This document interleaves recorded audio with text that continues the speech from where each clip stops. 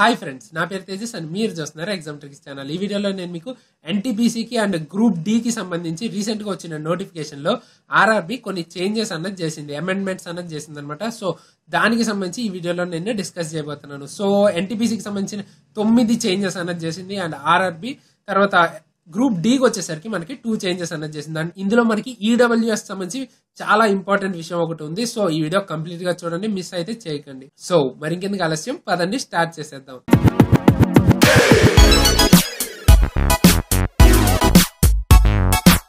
Friends, video start చేసే ముందు first మీరు మా ఛానల్ ని సబ్స్క్రైబ్ చేసుకోండి, ఎందుకంటే నేను ఇలాంటి మంచి మంచి అప్డేట్స్ ని మన ఛానల్లో ప్రొడ్యూస్ చేస్తూనే ఉంటాను. అండ్ దాంతోపాటు రిలేటెడ్ క్లాసెస్ కూడా మన ఛానల్లో వస్తూనే ఉంటాయి.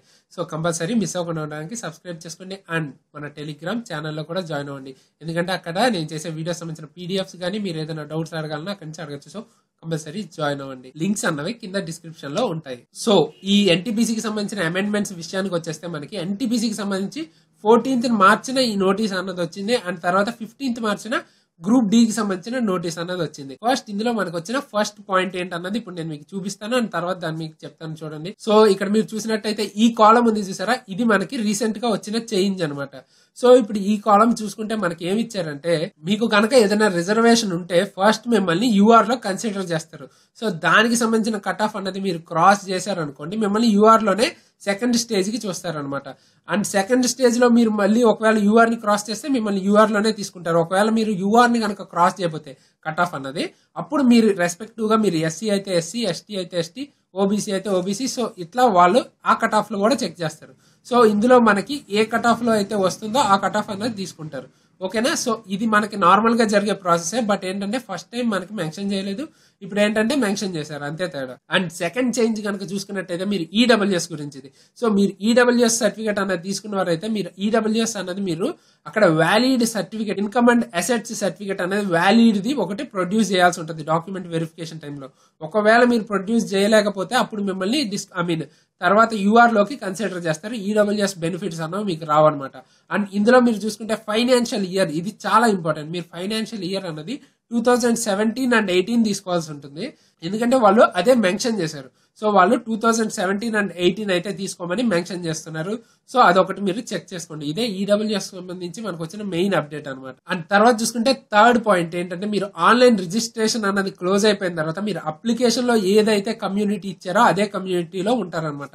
ఒకవేళ ఆ తర్వాత మీకు ఈడబ్ల్యూఎస్ సర్టిఫికేట్ వచ్చినా మీరు కమ్యూనిటీ చేంజ్ అయినా కూడా అది కన్సిడర్ చేయరు. మీరు ఆన్లైన్ అప్లికేషన్ లో ఏదైతే ఇస్తారో దాన్ని మాత్రమే కన్సిడర్ చేస్తారు. ఓకేనా? అది మెయిన్ ఇక్కడ. ఆ తర్వాత మీరు కమ్యూనిటీ మార్చుకుందాం అనుకున్నా మార్చుకోవడానికి కుదరదు అనమాట. అండ్ మనకి 4th పాయింట్ చూసుకుంటే ఇది చాలా main update. So PWD candidates ఉంటారు కదా, వాళ్ళకి సంబంధించిన అప్డేట్ అనమాట.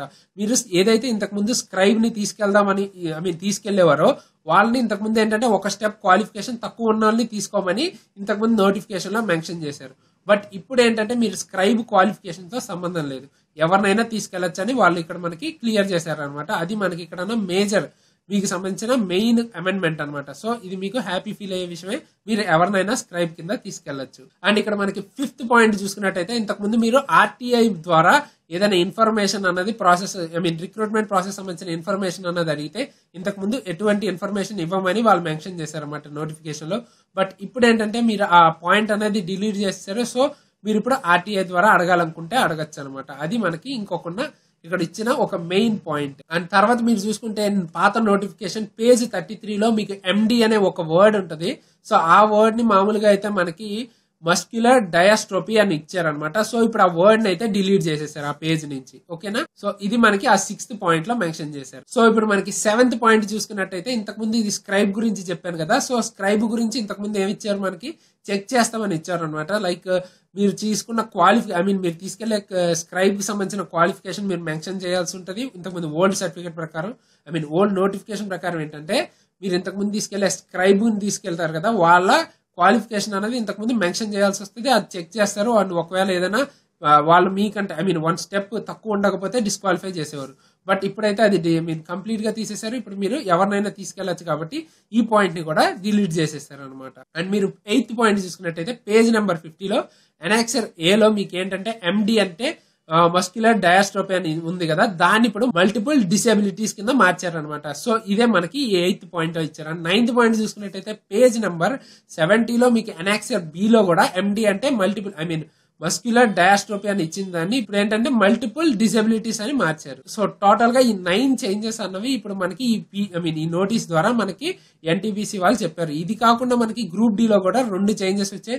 అవేంటన్నది కూడా ఇప్పుడు మనం చూసేద్దాం. సో గ్రూప్ డికి సంబంధించి 2019 లెవెల్ 1 పోస్టులకి సంబంధించి చేంజెస్ మీరు ఫస్ట్ చూసినట్టయితే ఈ ఫిజికల్ టెస్ట్ కి సంబంధించి పీఈటీకి సంబంధించి ఇచ్చారు. సో నేను మీకు నిన్న వీడియోలో పీఈటీ డౌట్స్ క్లారిఫికేషన్ వీడియోలో చెప్పినట్టే దీనిలో ఈ ఫస్ట్ పాయింట్ చూసుకున్నట్టయితే ఏమి ఇచ్చారంటే మీకు ఒక శాండ్ బ్యాగ్ ఇస్తారు. ఆ బ్యాగ్ ని మీరు ప్లాట్ఫామ్ ఆర్ లేక ఏదైనా బెంచ్ నుంచి వైస్ట్ హైట్ ని లేపాల్సి ఉంటుంది. అండ్ దాన్ని మీరు ప్రిస్క్రైబ్డ్ టైంలో మీరు అక్కడికి ఎట్లాగైనా తీసుకెళ్లొచ్చు అని ఇచ్చారు. అండ్ దాంతో పాటు ఏంటంటే మీకు ఫస్ట్ ఈ వెయిట్ లిఫ్టింగ్ అన్నదే జరుగుతుంది. సో దీనిలో కనుక డిస్క్వాలిఫై అయిపోతే మీకు నెక్స్ట్ టెస్ట్ పెట్టరు అన్నది ఈ పాయింట్ లో అయితే మెన్షన్ చేశారు. సో అదే ఈ ఫస్ట్ పాయింట్ లో అయితే చెప్పారు. అండ్ ఇప్పుడు మీరు సెకండ్ పాయింట్ చూసుకున్నట్టయితే పేజ్ నెంబర్ 22లో రిజిస్ట్రేషన్ డీటెయిల్స్ ఉంటాయి కదా, అంటే మీరు 10th అయితే 10th, ఐటీఐ అయితే ఐటీఐ, వాటికి సంబంధించి రిజిస్ట్రేషన్ నెంబర్ ఇవ్వాల్సి ఉంటుంది రిజిస్ట్రేషన్ చేసుకునేటప్పుడు. ఒకవేళ ఆ నెంబర్ అన్నది లేకపోతే మీరు రోల్ నెంబర్ ఇస్తే మీరు అప్పుడు డాక్యుమెంట్ వెరిఫికేషన్ అప్పుడు ఆ సర్టిఫికేట్ అనేది తీసుకెళ్లాల్సి ఉంటుంది. అది ఒక దాని గురించే వీళ్ళు మెన్షన్ చేశారు. మీరు కావాలంటే ఒకసారి చదువుకోవచ్చు పాస్ చేసుకుని. సో రిజిస్ట్రేషన్ డీటెయిల్స్ లో మీకు రిజిస్ట్రేషన్ నెంబర్ కనుక మీకు దగ్గర లేకపోతే అప్పుడు రోల్ నెంబర్ అన్నది ఇవ్వచ్చు. అండ్ రోల్ నెంబర్ ఇచ్చినప్పుడు ఏమవుతుంది, మీరు అది డాక్యుమెంట్ వెరిఫికేషన్ అప్పుడు ఆ సర్టిఫికేట్ సేమ్ సర్టిఫికేట్ అనేది చూపించాల్సి ఉంటుంది. సో అది ఫ్రెండ్స్ ఈ వీడియోలో నేను మీకు ఈ 2 చేంజెస్ అంటే 2 అమెండ్మెంట్స్ ఏదైతే మనకు వచ్చాయో దాని గురించే డిస్కస్ చేద్దాం అనుకున్నాను. సో ఈ వీడియో కనుక నచ్చితే లైక్ చేయండి, షేర్ చేయండి అండ్ సబ్స్క్రైబ్ చేసుకోండి.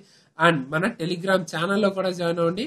ఏదైనా డౌట్స్ ఉన్నా లేదా ఏదైనా అఫీషియల్ అప్డేట్స్ ఉంటే అక్కడ మీకు ఫ్రీ ఈజీగా దొరుకుతుంది. సో ఈ వీడియో కింద సో ఇలాంటి మంచి మంచి వీడియోస్ తో మీ ముందుకు మళ్ళీ వస్తాను. అంతవరకు సైనింగ్ ఆఫ్ తేజస్.